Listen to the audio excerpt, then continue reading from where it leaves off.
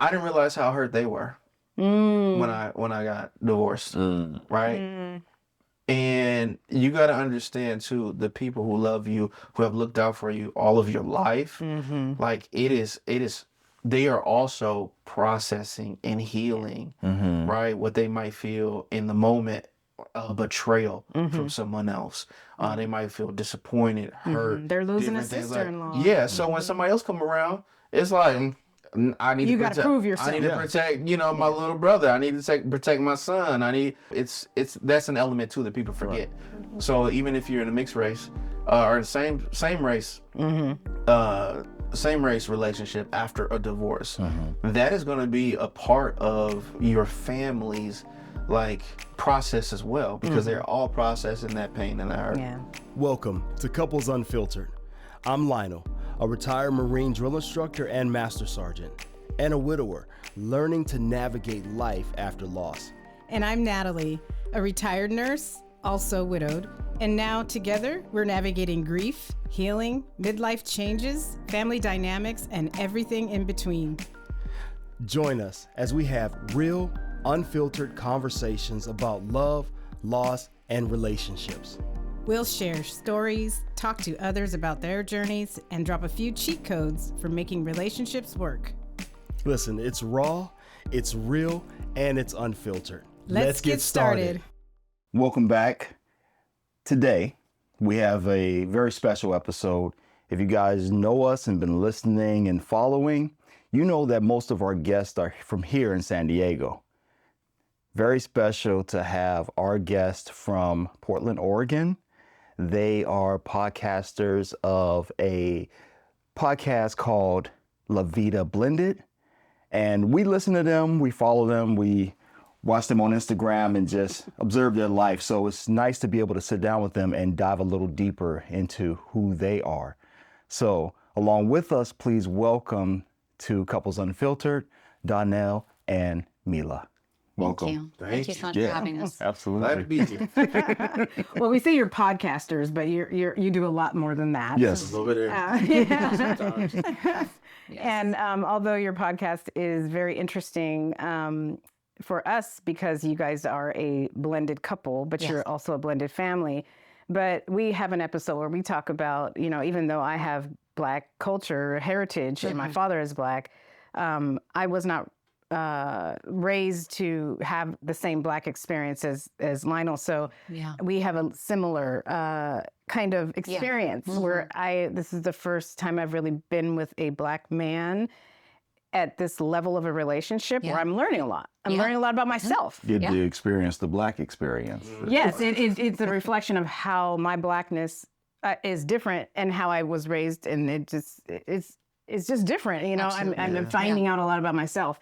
But also that you have that same experience with him, where you have a very different culture, and you guys' cultures came together, and you had to learn about each other's families in ways that made it very interesting, and also puts a mirror on your beliefs growing up and how different 100%. They were when you fall in love with somebody, and how it changes everything, right? Yes, 100%. So we're going to talk about that a little bit today, but you guys have an amazing story, and we really encourage everyone to listen to their podcast, because I think everyone will find a little bit of themselves in what you guys talk about. Absolutely. So that's very important. Yeah. But so we like to start out with kind of like your backgrounds. Okay. And it blends together to talk about how you met, but we're going to start individually. And although you guys are from Oregon, you are not from Oregon.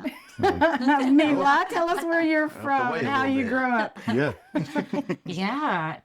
So I'm actually originally from California, and I was actually born in San Bernardino. However, I was raised with my family in Compton, California, and so that's where my roots are at, and that's where I will forever call home. And now I have family spread in Inglewood and East LA and Hesperia, basically all over California. And I think as of right now, there's only 2 family members of ours in Oregon. And our family moved over to the state of Oregon when I was 14. So I am the oldest of 4. and I identify as Latina. Ethnically, I'm half Mexican and half Salvadorian. My father has Mexican roots. My mom is from Salvadorian roots. And so it's a blend of those particular cultures and perspectives. And I think that I can say that originally, when we were back home, what was really uprooted the most was our Mexican side. So I actually have a lot of there was a lot of work that I had to do, internal work that I had to do around acceptance of around my Salvadorian side, because back home there was a lot of love and hate relationship between that particular community. And so lots of colorism, and of course lots of classism that goes around those particular identities. And so I actually grew more closely with my Mexican side because my mom's side of the family is still back in El Salvador. So, but I am the oldest. I am the only female. And so I definitely carried a lot of the responsibility of essentially raising and supporting my family, being the interpreter, being the translator, being the one to manage my father's finances, being the one to pick up the siblings from school or walking them or feeding them because my mom worked graveyard. And I will definitely say that, a lot of the impact in our childhood was definitely living in community violence and what it does to a family. And the amount of poverty that we were raised in was also because of the community violence and lack of resources and supports, et cetera. And so, but very much connected to our family unit. Latinos, we're all about our family. We're all about feeding each other. We're all about, even if we don't have enough, we have each other type of thing. Yeah, I envy that. Yeah, envy and that. so that at least I never had the understanding that we were poor because we were rich in family and connection. Right. And so until we moved to Oregon, that I realized, oh my gosh, what is with all these white people here is what I originally thought. Eugene, Oregon. Yeah, Eugene, Yeah, Oregon, of all not places. even Yeah. And so Yeah. we also grew up very divided, very much taught about, anti-Blackness and what it was to not be around the Black community because it was very much, impacted by gangs. And so we weren't mixing. And so at a very young age, we were definitely taught about those, how to keep each other safe, how to keep each other protected. And so, and then, my mom, because both of my parents came from significant childhood trauma when they migrated over to the States, they were essentially trying to raise children when they were themselves not having enough skill sets, right, to raise themselves and/or, growing a family. And so I think now as an adult, I can understand and have a lot of compassion for them and what their experiences were and why they were not able to do what they needed to do as parents and caregivers at that time. Because I've done a lot of healing work. Right. And especially I'm a social worker. So, and in order to be able to support someone, you got to understand your own impacts and your own traumas in order for you to be able to really. So then all that to say that we moved to Eugene, Oregon, because of From gang. Compton. Yeah. Right. That's a huge What a culture shock. culture shock. Yeah. It was, you cannot even imagine the culture shock. Yes. The language was also not present. The food was not present. So it was definitely a significant trauma impact, I would say. That was just another layer of an ACE score. Well, also Oregon doesn't like California. So that's Correct. a thing. Oh, it's always And been then a thing. to be in a culturally different Beef? What do you? Yeah, that's a thing that Californians know about. The Oregon doesn't like us because we're trying to migrate over into their take territory and yeah. we go over there, move there, or we do things over there, and well, I mean, from what I understand, I can't say they all, but they don't like our ways, which a lot of states don't like us. Yeah, that's true. When you drive the country with the California license plate, you got to be careful. I'll touch on that a little bit more because that's interesting that you say that because there's, but yeah, I want to let you let's not lose track here. Yeah. I'm making notes. It's significant to my upbringing, importantly. So that's why it's but I grew up with a big family here. So when we moved to Eugene, Oregon, it was just us. And it was also because, again, the gang impact. So at that time, we Mexicans were not joining Salvadorian gangs. You just were not allowed to do that. And so my brothers were actually getting, forced into choosing a gang. And so my father was trying to get us out of that. And so that's why we transitioned from Compton, California, took us over to Eugene, Oregon. One trauma to another. I'm kidding. Adding another e-sport. Seriously, I don't even know. I mean, yes. And so we moved over there because his sister was living over there, and it was still such an impact. And it has made me the person that I am today. And I have so much compassion for those that are transitioning from one community to the next, especially from a community that provides so much visibility to another community that does not. And the impact that it has on, your mental health and racialized distress and all that other stuff. And so, so that's me. Were your parents together the whole time you guys? They were together the whole time. They were divorced actually when I was getting a divorce as well. So I've been married as well. And so one of the only cousins in both of my side of the families that have ever been divorced. And that's a no-no as a Catholic, right? Like as a Catholic, you're supposed to, do things the right way. You're supposed to, work with God, go to church, ask for forgiveness, whatever it is that you're going through. And I think that's why my parents stayed for as long as they did. And I wish that they actually would have probably transitioned out of their marriage sooner than that. Yeah. Because the trauma that it leaves on the rest of the family, we see it, even though they may not see it. They think you don't 100%. Absolutely. And they, as of now, they always say, well, we did it for you. Now I can understand that. And there was so much impact left behind. And so I do remember the day that I had to tell my family that I was getting a divorce. And then probably 2 weeks after that, my dad puts me in he's like, I need you to come to Eugene. I need to have a conversation with you. So I was like, I thought it was about my divorce. Feelings that he was, feeling. And so I met up with him and he said, hey, so I have something hard to tell you. We are getting a divorce. And I was like, and was your mom in the room? No. So they decided that he should be the one to tell you? Yes. My mom and I had a broken relationship at that time. She was experiencing significant mental health and alcohol challenges at that time. So she and I didn't have a good working relationship anyway at that time.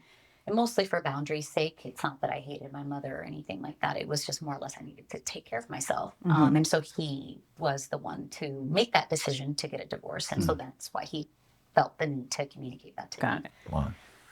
To be honest, at first I said, finally, and we both laughed and cried at the same time. It's how ironic that we would be getting a divorce right about the same time. And he's the only one of his whole family as well to ever get a divorce as well. And so, again, there was just so much things that we were breaking the norm. Now, how old were you at the time? I was 24. I was going to guess how old were you when you got married? So we got married in 2011. I'm 39. What's the math on that, babe? I don't know. I'm like, your life. We got married in 2011, and we were together for 6 years, married for 3. And I have to name this because I racialize everything. He was also white. And so at that time, 2021. Yeah. So you finished college? I did. Okay. Yeah, I finished college my last year with him. Moved in together and then married. And so it was also the first white man. The first one at that time, the first white man. Because living in Oregon, there's not a lot of people of color to be marrying into. So it's always a hot commodity. Well, you're attracted to what you're attracted to. Yes. And sometimes the closer you are, and especially if it was at school, you have a working relationship and you're attracted to the soul. Yes. And he was very soulful. And so, he and I ended up getting married for years. And then, which, of course, the usual stuff that comes with marrying a white man in my culture, in my community was like, oh, you married up. Oh, you married a light-skinned person. Oh, the colorism is very, really deeply seated in that. And so there was a lot of work that I had to unpack and do, which is super on point for a first-gen Latina. We're all having to be the ones to break every single trauma, every single generational thing that should be different for the next generation. And so, of course, I'm the first one to get divorced. I'm the first one to graduate, from my bachelor's, the first one to get my master's, the first one to have my own business, the first one to start a pocket. Like, it's just First one to marry white and first one to marry black. that's right. I guess I love being the first of that. Right. Well, we're gonna stop at the black one though. We're gonna pause right there. You know enough. Yeah, you broke enough in that area. No more marriage. Yeah. So it's and then so it was a lot of conversations, but I'm known in my family to have the necessary conversations. So Right. I'm the one that really started talking about mental health. I'm the one that started to talk about accepting the LGBTQI plus community. I'm the one that was really invested in advocacy and putting myself on the line because I felt that I had the privilege in doing so. And so, What did you graduate from college with? so I graduated my bachelor's at the University of Oregon. Go Ducks. Go Ducks. Go Ducks. Not fly ducks, go fly. Not What is fly forever. Fly free, fly. Nope, not that one. Fly eagles. Maybe it's fly, Eagles fly. Yeah. I am an Eagles fan. But that's NFL. That's a little different. Yeah. Maybe Sko Ducks. You know what I'm saying? We can put that one in there. Sko Ducks. Yeah. Maybe that one, but Huddles would not be very happy with you right now. yeah. I will admit I played sports, but I do not know anything about. It's okay. The little bit that I know is because of him. So. And I did go to the U of O, and I'm a hardcore Duck fan, so I do know that part. So you are working as a social worker now. Yeah, so I graduated from PSU with my master's in social work. And so I'm a macro social worker, so I do a lot of policy work within the business or the system that I'm a part of right now, the educational system.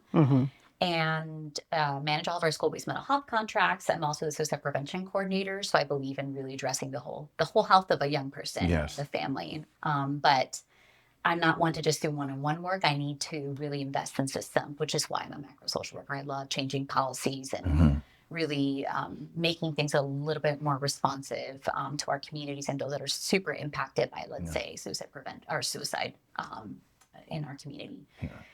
I can imagine, sorry to interrupt you, I can imagine how having childhood traumas, and I know that you're going to get into your academic successes as well, but that's a whole nother discussion of your backgrounds coming together. And I mean, I think the two of us, we have like the OCD kind of efficiency disorder thing. And just being so aware of all of the things that are happening in a conversation where you're just like, you're deflecting, you're doing this, and you're naming everything that's happening because you both have that similar knowledge of the wording to use, the you know what's going on because of your psychology background. Proper terminology for everything. I guess that's right. Psychology baggrouns. Psychology? It's all encompassing. Mental health. Yeah. But that's the beauty of social workers. We do so many different things, right? Yeah. Like we are tapped in all child serving systems and also like adult systems, right? You can have a social worker in the VA. You can have a social worker in the hospital. You can have a social worker in an educational setting. Yeah, you can have schools. It's just we're unique butterflies. I'll tell you that much. Yeah, we know a few, and it's interesting conversation. But it is interesting. You're not wrong about that because it does, and we're also Aquariuses, so we are so stubborn in our own unique educational ways as well. We're so stubborn. And I'm just like, you know what? I'm not going to go into this conversation. You know better than this. Oh, my goodness. We don't have time. Places to speak. Like, use your skills right now. But it is amazing because then that gets just poured into my stepson Kendall. And that is why he's such an empathetic, empathetic, compassionate, kind, aware. Like he has so much awareness, right? And he's also a kid that will say, and I also have ADHD. Like he's very aware of how neurodivergent his brain is, right? And so, let's get you to the point to where you guys become the blended and where the kiddo comes in. So let's kind of go back to you and take us back to how you became the man that you are today. I think the key pillar to that one is going to be my family. Yeah. So when you started mentioning California and like the Oregonians kind of being mad about, Californians moving up and different things like that. Well, I grew up in what I would call pre-gentrification Portland, right? And so that was where we were redlined, but we were like collected, right, in neighborhoods. So families knew each other, right? I am fourth generation Portland, Oregon, on my dad's side. My great grandparents came up there to work in the shipyards after they were desegregated. And so, he was born there, 1950. He remembers a lot of people don't know this about Portland, but he remembers the KKK parades, the whites only signs in the different stores and different things like that before segregation was abolished as well. So Portland has that history, but it was really interesting being able to be actually within a community that's not so spread out, not so sparse, right? Especially going to the high school I went to, Jefferson High School was the blackest high school in Oregon at that time. Might still be the blackest high school in Oregon. But from church to school to the Upper Bound and the college prep program, I was able to actually just build that network and actually be around a lot of black people, believe it or not. It's hard to find us. It's a little bit tougher to find us now because again, everybody's spread out, right? Everybody's been priced out. That's why we live actually in the city of Vancouver, right across the bridge, because of it's just like what we can get in Portland, we can get almost double that in Vancouver, and so. Some of the neighborhoods that mean a lot to me growing up and different things like that are totally different now. And in some cases out of arm's reach.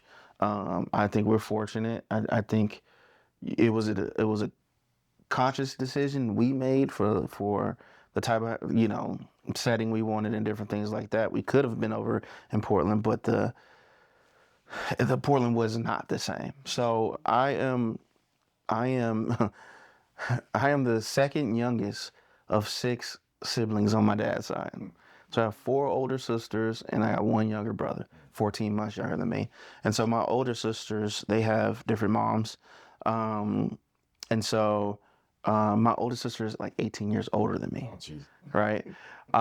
She was always like a aunt until I was about 22, 23 or something like that, right? She is my second mom still. Now, right? did you know all this growing up? Yeah. Okay, so there was no secrets. There was, oh no. And I think that's a typical experience of a black family. That you know it or you don't? That you do. Yeah, you know. Yeah, I so remember that's funny you say that because I find that that's not the case with other. Yeah, right. So, I mean, when it comes to Latino culture, it's not like that, right? There was some understandings and things that had, that Mila had to get used to, not even just with herself, but, where if it wasn't my dad's, one of my sister's moms or something like that, it was my cousin and their ex and, father of their child or different things like that. I remember growing up and my grandmother on my dad's side, I remember it was my grandfather, her ex-husband, and her boyfriend playing dominoes all at the same table. Like, it was like, it was like. And you know this because it's just open to everybody. Yeah, it was. There's a lot of this. Right. But also, I think it has a lot to do with the fact that there's historical, things about the men being taken away from families, and there's another man that has to step in. Yep. And so you're just trying to keep your families together. And so whatever father figure there is, that's who steps in. Right. And so there's, of course, pregnancies. Yeah, but that's your uncle though. Right. Hey, your Uncle John's coming over. Look, so I'm fortunate. My dad had his journey, being married, previously, having, when he went to University of Oregon at 19, boom, he had my sister Tina. And ended up moving back and having to work and began providing. And then for the girls, and so when he met my mom, he was, it was right after him trying to rekindle his previous marriage. Didn't work out, and he met my mom. And this August 31st, they'll be together for 40 years. Oh, fantastic. Wow. So I saw somebody. If they're happy, fantastic. Yeah, they are. They are. They are. They're one of those people who are like, actually happy, authentically happy, right? Maybe not the movies and the books and all the stuff that we read and that fools us into what a relationship should be. But when it comes to like being authentic, when it comes to real love, They found the magic. yeah, no, they did not find any magic. They just, like my dad would tell you, no, my dad, we did it. Everything that y'all could think of happened to us too. We just stuck through it and it worked. It worked. What does he and we also went say? together. I don't want to hear about that one. What does he also say? Yes, dear. Is that what you're Yes. talking about? Oh, yeah. The key to a happy, There's the life is- magic. Yes, dear. There's And the I'm magic. like, That comes with maybe. wisdom. They come with does. wisdom to Yeah, understand. experience. That's the advice he likes to give. I don't know how much he follows, but Well, if he's been married before or, had relationships where you've had children Yeah, and you're raising kids yeah. together, that experience experience takes you a long way into your next relationship. Yeah. As you two 100%. both know. Yes. Yeah. So when it comes to me growing up, I just grew up around a lot of. I have an extended family. My cousins are more like brothers and sisters. It was always a lot of us. I went to high school with like 8 of my relatives. We was all black and in the same space, right? So, grew up doing a lot of church. Was in the choir, was on the youth usher board, on youth step team, all that and stuff like that. And so, that was a major part of my life as well. And then I spent my summers in Mississippi, which was really a pillar of who I am. Being able to have those conversations with my grandmother. One of the wisest women I've ever known. May she rest in peace. I was there last September. My grandfather had turned 93. So on his 93rd birthday, and he's still cracking jokes and stuff like that. But I mean, you get to see a different side of life and a different side of poverty from where, Fitland, Mississippi, a place you probably never heard of, where I spent my summers. And, my grandfather only has about a 3rd grade education, oldest of 10.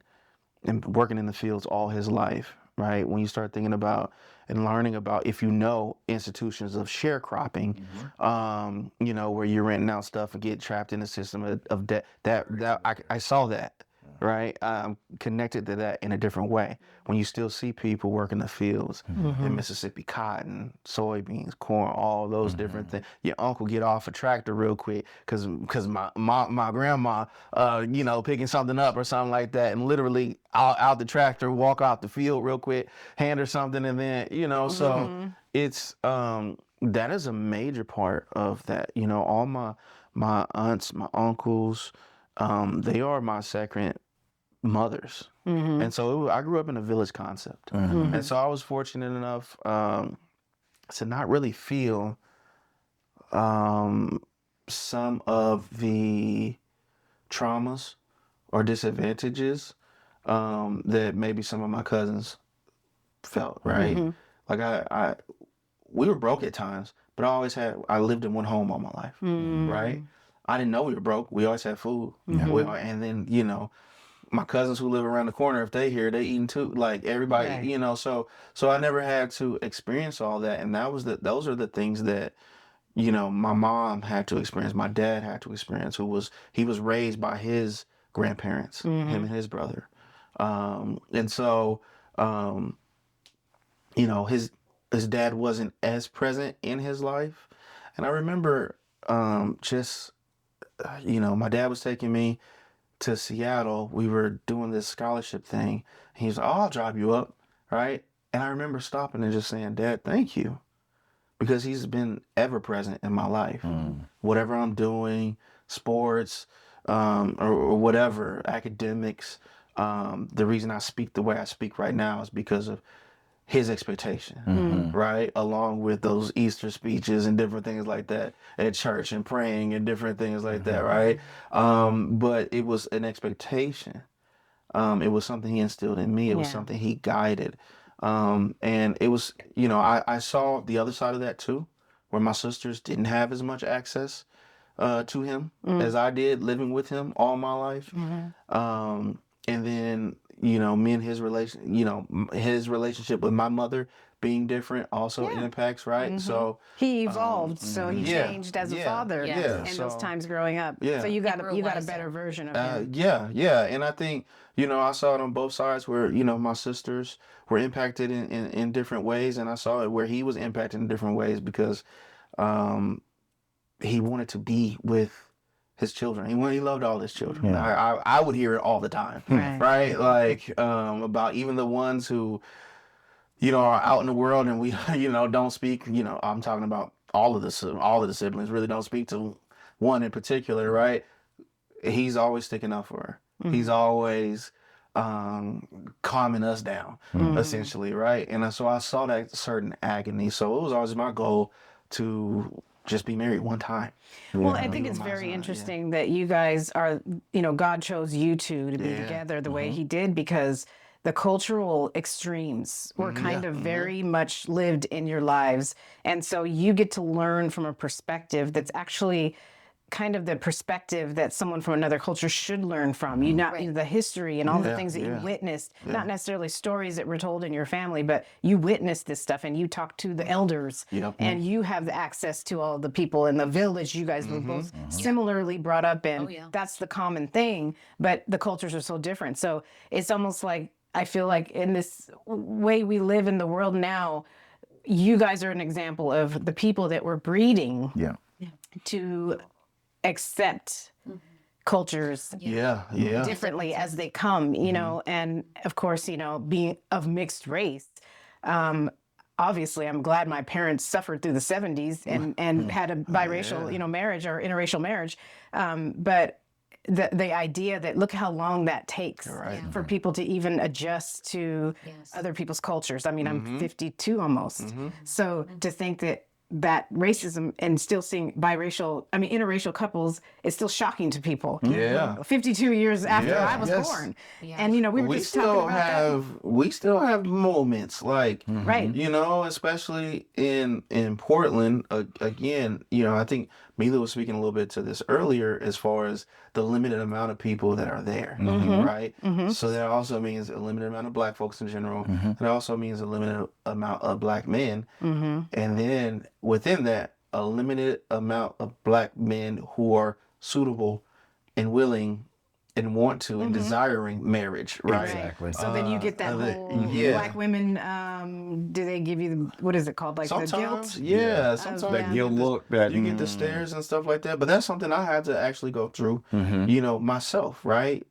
Being previously married to a Black woman, I think internally, one of the things that was difficult for me was I didn't want anybody interpreting me walking next to her as a sign of rejection to For Black women. Black women, Okay. Black women specifically. Yes. Like I'm not, you know, I don't know if y'all heard the term passport bros. But, Yeah. you know, I'm not like all that. No, get that out of here. Like, no, it's like, you know, people who go to different countries in Latin America or something like that and get a wife and I know that, but but bros? they call them passport bros, right? Like no, absolutely none of that. My ex-wife is still a sweet person. We collaborate with her and doing it.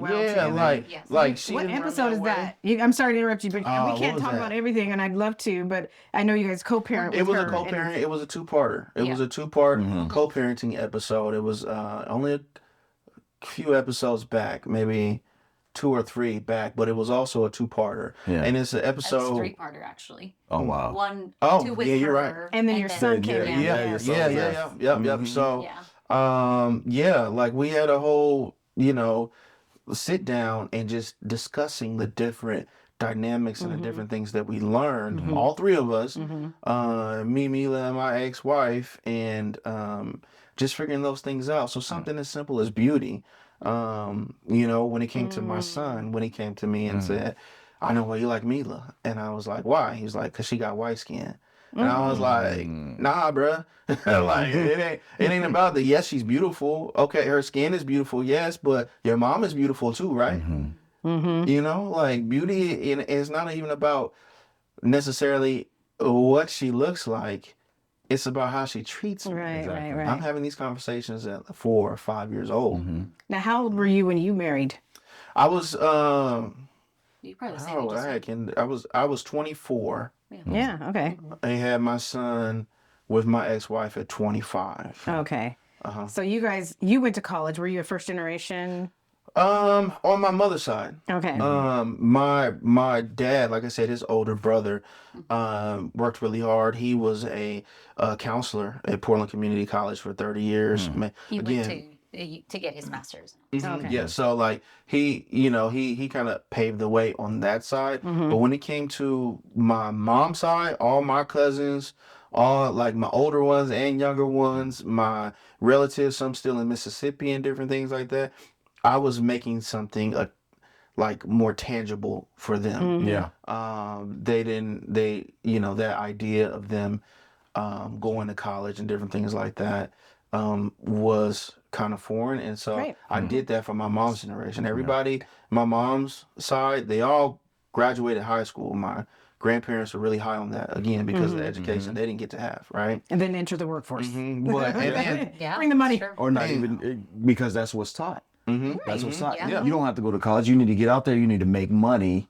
You Well, became the bricklayer. It's even more than that, because I remember talking to my auntie Deb, who's the eldest of my mother's other 3 siblings, and she had straight A's, right? But you're talking about Mississippi, right? You talk about Mississippi in 70s, right? But Mississippi nonetheless. So the scholarships that were available to my aunt, who was because our family was dirt poor, rich in spirit, right? But poor in the pocket.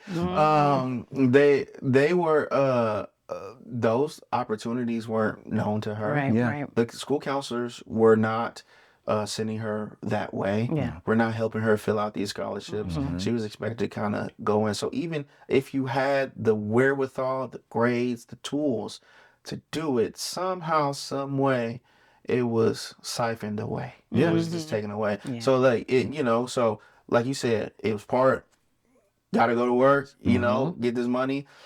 You did better than your parents before you. Yeah. So it's not as much pressure and different things like that. And it's like a system that kind of kept you down, and we were able to get outside of that. What's interesting is that it's like the opposite for me culturally. So culturally, we were taught to go to school, get whatever it is that you need to get a better job. So that was always the thing, because with my family, there was a lot of family members that didn't have citizenship in the U.S. So they weren't able to get a degree or anything to perhaps get another job that wouldn't have to be in the fields. And so for us, it was very hammered down, like, you need to go to school. You were born here, you have access, figure it out type of thing. But they just didn't have the tools or the skills to teach us how to even get to the next stage after high school. And that was what we were told. Like, you need to, because I can hear my dad in my head, like, your education, nobody can take that away from you. Like, nobody. Same here. Yeah. And so people can send you back to their country, but nobody can take away Love your that. education. Yeah. And I think And that so, was I think for me personally, when you were talking about your Aunt Deb, I think for me, like, I remember having to take the bus to the U of O and walking around. And I remember pulling a student and saying, "Hey, do you know where I can apply to this school?" Because I didn't know. Like, there wasn't, like, at that time, I wasn't connected to the school counselors. They were all white, and I just didn't know how to even go about that. So I actually figured it out. Yeah. I went to the admissions office. They gave me a paper format, Yeah. and they said, you need to apply by paper.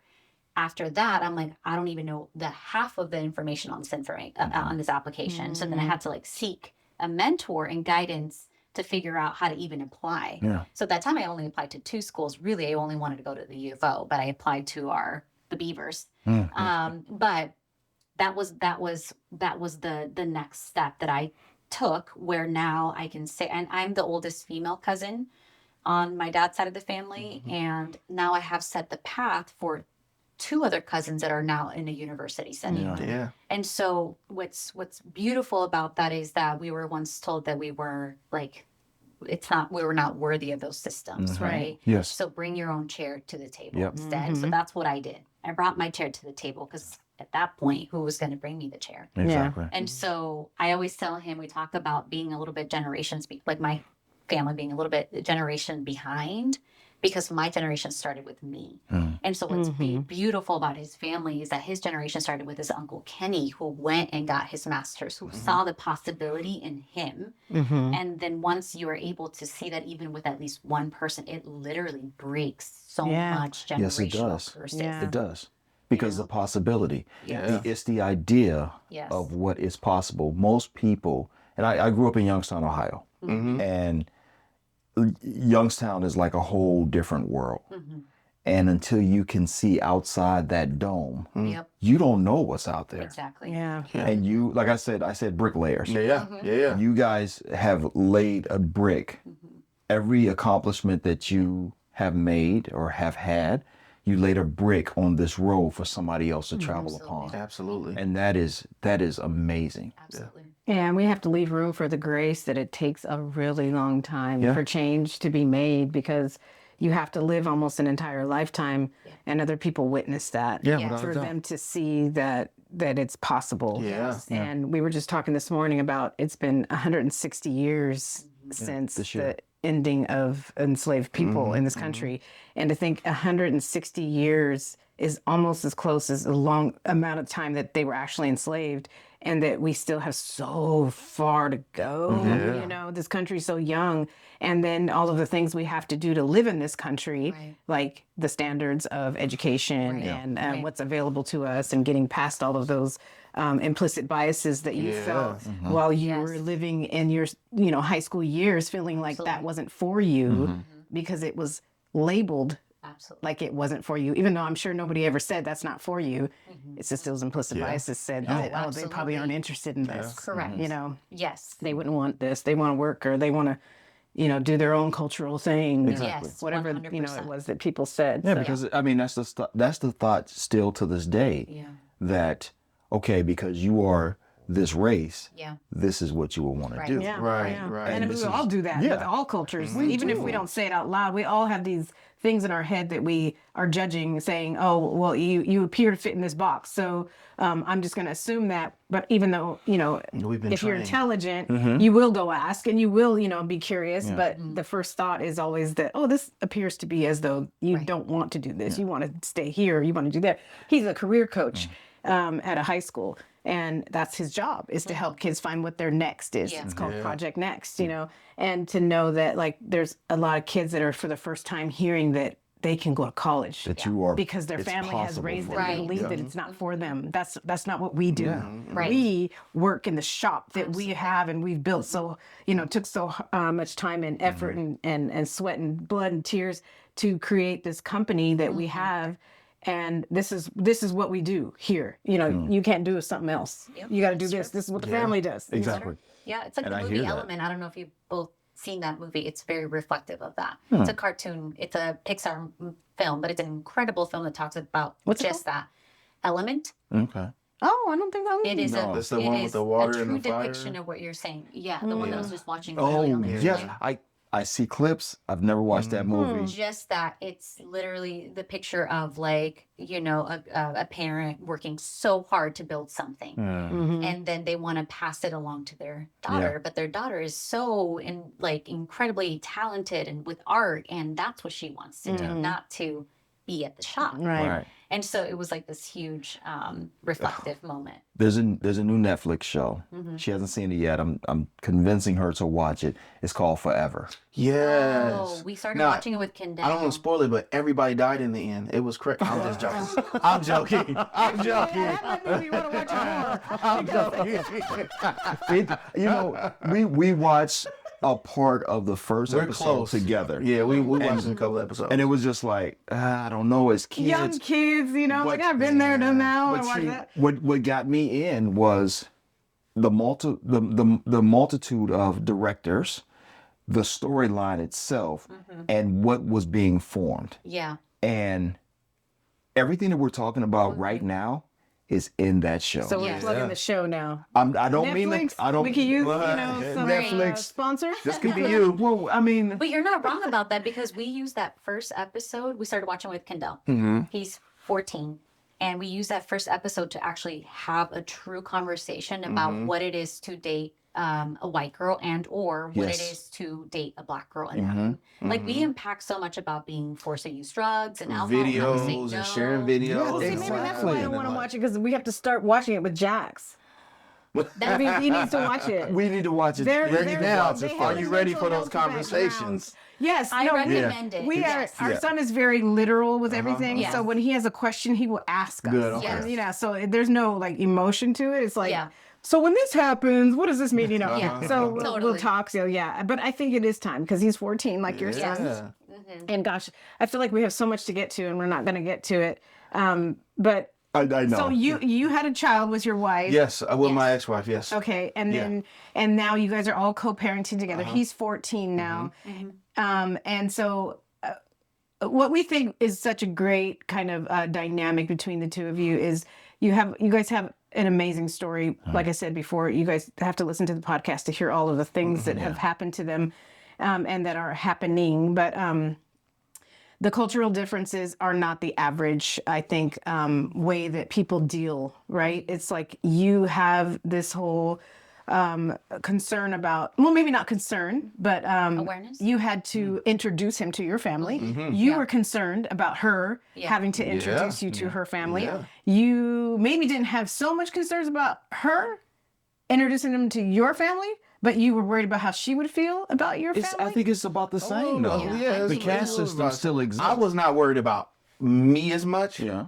Because I'm me. I feel like I could, whatever you're gonna throw at me, I'm good. Like we could be proved fine. Your family's pretty open about the yes. things. And- I was worried like when he was going to meet my family, mostly because I wanted to manage all of the anti-blackness, anything that may have come out of their mouths, and that I wouldn't have like the capacity Got you. to Yeah. facilitate that. Right. Right. However, I really do and have been very open and honest with my family about a lot of layers of necessary conversations. And so I think I was overthinking it mostly because of how we grew up and how we were taught when it comes to anti-blackness and colorism, to be honest, because he is of darker complexion. And so, but ultimately, because of all the conversations that we have had for years upon years, obviously outside of dating him, it all started with my ex, who was a white man, and them saying like, "Oh, you married up." I'm like, no, just because he's white does not necessarily, it impacts so much, right? At that time, where I had already primed them with so much that by that point, they're like, they just loved and embraced him. Now, my mom does call him Chocolatito, and that's like, it's a love and embrace. And it's also, somewhat it's color, something- like the colorism behind it. And at the same time, that's not what she means. And that is so deeply ingrained in our culture. Even like the And- word negrito. Like you gotta just having an understanding that one, negro is like just a color in Spanish, right? Like it's not right. So And we use that word as a color. Yeah, right. So like, and so it's just like having a little understanding, and then just building a relationship. Yeah. Right, And and having when them know what. Okay, are you cool with that? Yes. Like, are you okay? Like, I'm like, yeah, it's fine. But Like, they've been incredible. Abuelita, They've it's been fine. incredible. Now, the other way around, I think it was much more challenging. I think his mom needed some time with me. Okay. I think. I think a black mother. I is think, going yeah. to- Yeah, that's a whole. Raised in Yes, segregated yeah. Mississippi. Yes, sir. There's a whole thing. Right, there. like when my mother was born, segregation was still alive and well, and even after, it wasn't really we talking the '60s and the '70s. I think 1964 Civil Rights Act, right? So, the colorism was like not just a bias; it was a measure, or it was like your safety was dependent on it, right? Yeah. As far as colorism and different things like that. And I think also just with darker skin, you automatically understand, well, this person has had some type of experience walking through this life, right? Walking through this world where they have some general understanding of where my son comes from, or maybe the life he had to walk, right? Yeah. And of course, you got to meet people individually. Everybody has different experience, but it's just something about that baseline that's reflected in skin color. Well, it's also as a mother, I would think that, like, I'm thinking about being a mother, right? To think that, can you protect my son? I was gonna say that's the other Where part. at the level that it needs to be. Right. And so because you have to understand the things he's going to go through. Will you stand by him despite all of the things he's going to experience? Right. And now you guys are together. And if you do have children, then those children are going to experience those things. Absolutely. I think that's so powerful that you're bringing that up, because I think that's something that I know for a fact that I'm sure his ex-wife was really looking to me to prove that to her. And, Sure. and to Kendall too, right? Like I know that I needed to continuously, and I still to this very day, do my work, and because I can at any point be anti-Black if I'm not catching myself or addressing my own implicit, explicit bias that's happening to me, right? And so within years, I've had to prove myself, but I've also wanted to show, like, I will love this baby like they are my own. Right. And at the same time, I know that the Black mother experience will never be my experience. Right. I don't know what it is to be a Black woman in America, where you are the most hated woman in the world. But also, those people need to meet you halfway and know that your intentions are to be the one who loves that child the way you can love that child. So there has to be a meet in the middle, where it's not that you're evil or you're coming from hate or that your intentions are negative. It's your experiences. And if you change overnight, it's not going to be authentic. You have to learn on your own terms and through your own experiences. I think that was the shift that needed to happen. That I think that whenever his mother was ready to meet me halfway, when his ex-wife was ready to meet me halfway, and to see my authenticity and my love and my care to show enough trust, I think that's when things started shifting. Right. And there's nothing wrong with those moments. Like, if you say something that's not really received well, she needs to say, okay, listen, I love you and I know what your intentions are, but somody else might not like what you said, so let me tell you what it was, and that and my family vice versa. Exactly. Right? Yeah, like that's the mix of it all. That's the work of it all, right? That's the life of it all. The actual real life. Everybody ain't gonna be perfect. Somebody gonna say something that's gonna rub her the wrong way or rub me the wrong way, or vice versa. But that's life. If it wasn't about race, it might be about something else. Exactly. And I think one of the things too about some of my family's apprehension too, and I didn't realize this till years after having conversations, after they know Mila, love Mila, and stuff like that, be teaming up with Mila against me. But like after, That's fun. Right? That's when you know the family loves you. It's fine, Tina. They like, y'all leave her alone. Stop calling her. But I didn't realize how hurt they were when I got divorced. Right. And you got to understand too, the people who love you, who have looked out for you all of your life, like it is, they are also processing and healing, right? What they might feel in the moment of betrayal from someone else. They might feel disappointed, hurt. They're losing a different things sister-in-law. So when somebody else come around, it's like, I need You to got to prove yourself. I need to protect, my little brother. I need to protect my son. I need, so like it's that's an element too that people forget. So even if you're in a mixed race or the same race, same race relationship after a divorce, that is going to be a part of your family's like process as well, because they're all processing that pain and that hurt. Yeah, that's right. What did you guys learn from your previous marriages that you did not want to bring into the relationship? That's a good question. I've done a lot of therapy, so I can actually name that very well. Okay. I think for me, so in my previous marriage, he and I tried to get pregnant our first year of marriage. And it took about a year to actually get pregnant, but we experienced a miscarriage. And then after that, we had another miscarriage. So I'm able to get, and it's still to this day, I'm able to get pregnant. I just have not been able to sustain a pregnancy post like 9 weeks. So it's always happening in the early stages of my pregnancy. And so at that time, none of my family members had ever disclosed about any miscarriages. And in society, as you can imagine, I think although things have gotten a lot better than what they used to be, it's also something that you don't openly talk about. It's considered a taboo. It's like it stays in house. Like you don't necessarily have to expose yourself in that way. So I actually had experienced a lot of shame in my first miscarriage. And so I didn't talk to a lot of people about the feeling of sadness and grief and embarrassment. Like, what did I do wrong? What's wrong with my body? And I shouldn't have done this. I shouldn't have drank that. Maybe I did too much of this. And so that was my first miscarriage. And then by my second miscarriage, I think both my ex and I were very deep in our grief, in our unaddressed complex grief, that it broke the both of us. And by the time we were doing therapy, it was just too late. Right.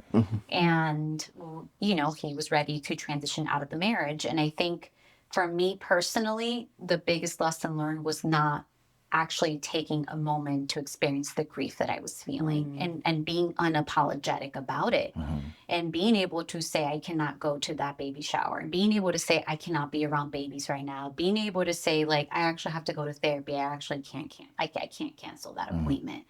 Because I didn't want to bring the grief, as you both know, it's a wave of emotions and it comes and goes. It doesn't matter how many years you've experienced the loss. What really matters is actually the work and the healing that you've done. Because sometimes, you know, these activities are going to come up here and there 10, 15 years later, but it's about your response, right, at that time. And I think for me, it was continuing my therapy. It was continuing to openly talk about my miscarriages, so I can see my transition and healing in my personal Instagram account once I actually started talking about it openly and started talking about the pain and the grief and the loss. And Which I think is one of the best things about your podcast is that you guys talk about losing 9 babies. yes, And having the, you know, conversation live like that.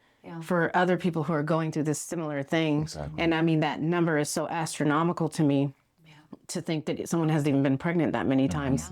But, you know, there's a lot of people that are going through that. And I think that's very important for people to see that others have those experiences and talk about it. Yes. Because I mean, with any grieving process, if people aren't allowed to talk about it, it just gets bigger and bigger and bigger.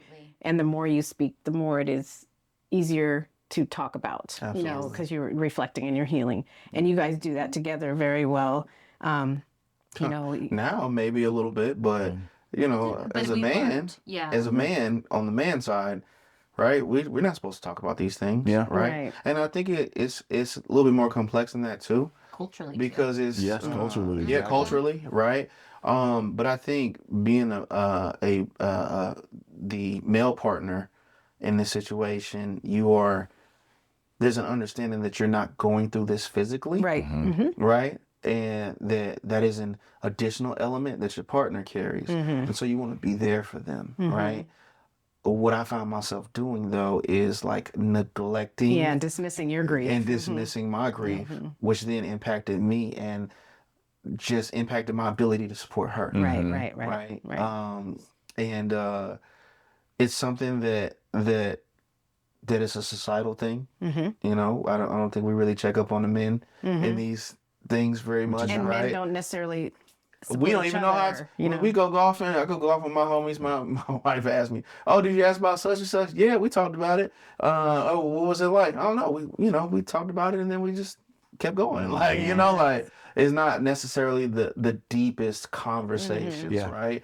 But behind the scenes, going back to what you just said, I actually had to text his friends. What he's not saying is, like, I actually had to say, hey, he really needs to get out of the house. Absolutely. He's not well.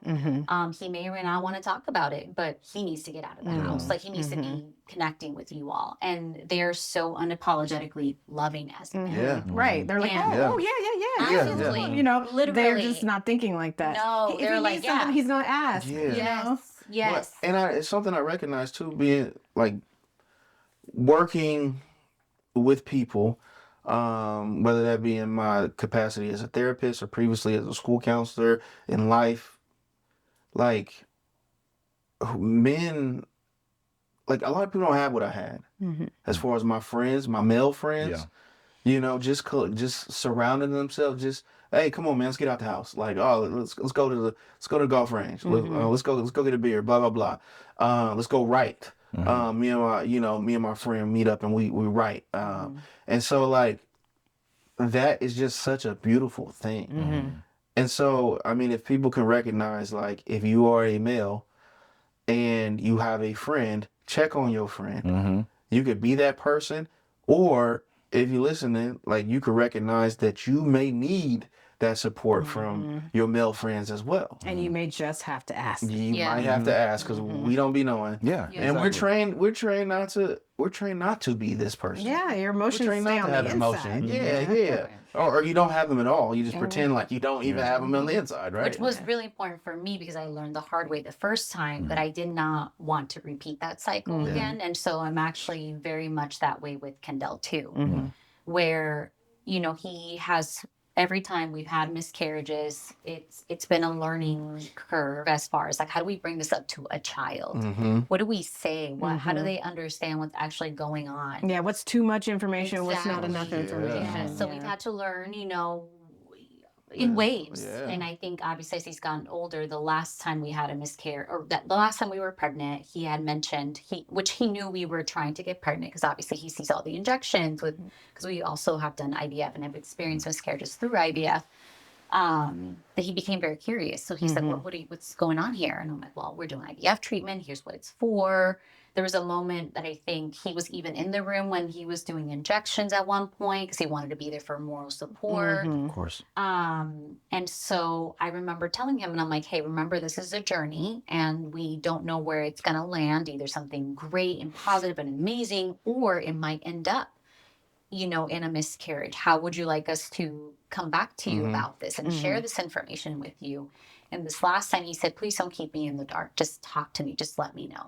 He's I said, 12 at that point. Yeah. And I'm so like, he's a little older too. That's fair. I'm like, I will, yes. And just know that we will support you. And at the same time, like, I may not be the main person to support you, because I may or may not be in the right place of mind. And he's like, it's okay, I understand. And so it was like, find your trusted adult, right? Like what we say in schools, find your trusted adult. And Mila has this great theory too. Like, when kids start asking questions, they probably already know something. They probably already noticed something. So if you're not answering those questions, you kind of still have that impact to where they are still suffering in silence. Yeah, they're leaving it. You're leaving it up to them to fill the blank. Exactly. They're going to fill in the blanks. And so and that's been our policy. I always told my son, whether it be sex or drugs or whatever, we was watching New Edition and Bobby Brown was sniffing cocaine or something like that.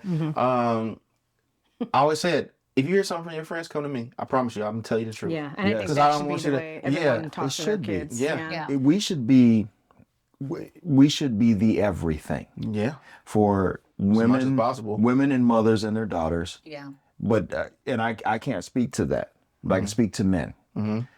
It is important for us to, one, be vulnerable around our children, the men that we are raising. It is important to cry around them. Yes. It is important to talk to them, to express to them what is going on. Can I speak to that? Yes, because please. I think that was a pivotal time in my life when my ex-wife was pregnant and I found out I was about to have a son. And I really sat with my soul and my spirit, and I thought to myself, what kind of man do I want to help bring into this world? And though I have a lot of things, grew up with a lot of things instilled in me that I passed down to him, I thought about, like, okay, I don't want him to be one of those kids who can't cry. Right? So I need to be that. And I think he was a baby. I was trying to hug one of my cousins. This is more like a sister. We played with it. You get on my nerves. And so I told him, as a baby, he was like 1 or 2, hey, hug Auntie Nisha. And he wouldn't do it. And I realized he was watching me the whole time. And so then I hugged Nisha. And then he was like, oh, okay, boom. And so then that really hit me that Paparazzi. I have to be it. I can't just say it. I have to be it. That's right. So when it comes to that vulnerability, when it comes to that softness, right, from a male figure is something that I was fortunate to have. My dad always told me he loved me.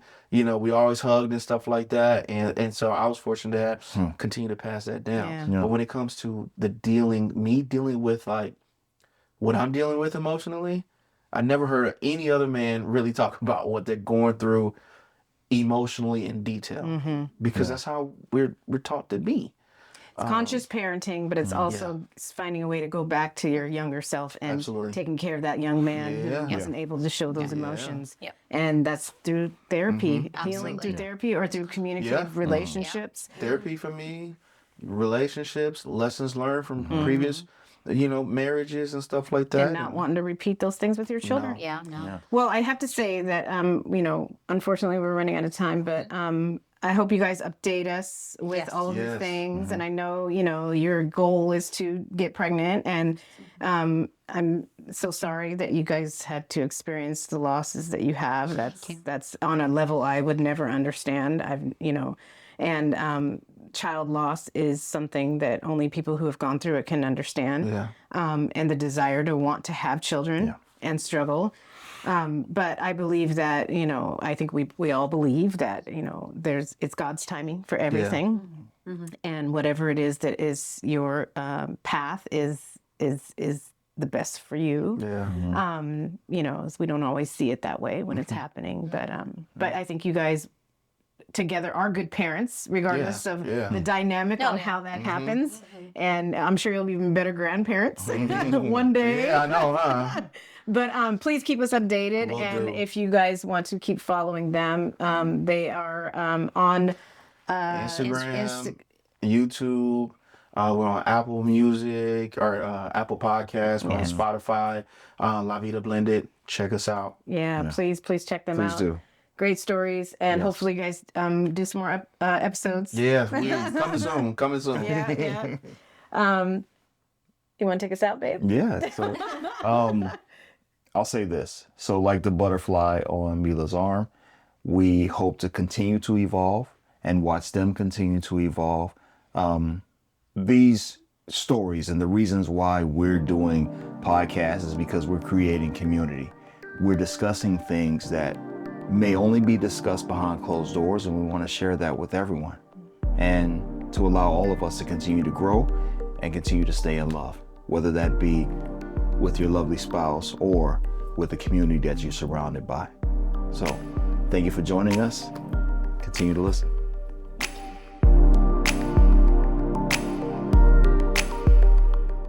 Just a quick reminder, we are not licensed therapists, and everything we discuss here is based purely on our personal opinions and life experiences.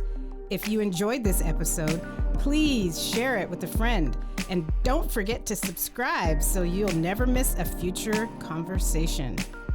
This podcast is brought to you in collaboration with A Different Day Radio Productions, a podcast network bringing radio to the modern age.